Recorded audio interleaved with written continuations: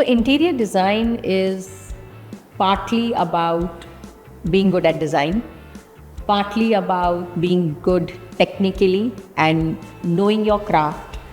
And the third most important pillar is communication.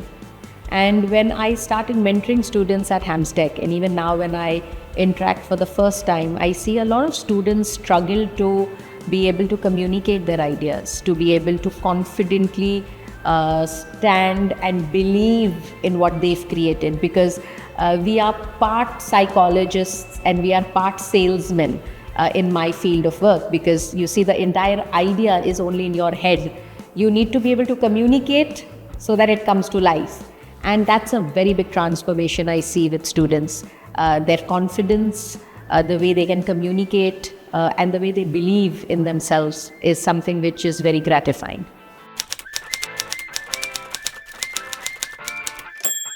I think it's important for students to think out of the box.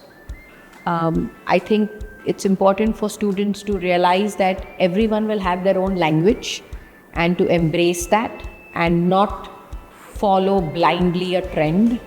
I think it's important for them to have confidence and belief system in their ideas.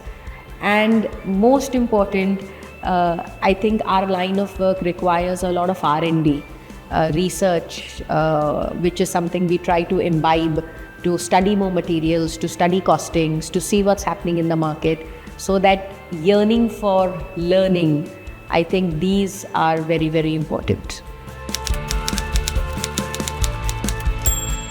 Interior design is such a beautiful field, but my message to aspiring designers would be to be honest and to be true to your craft. Don't copy, cut, paste, be original and believe in yourselves.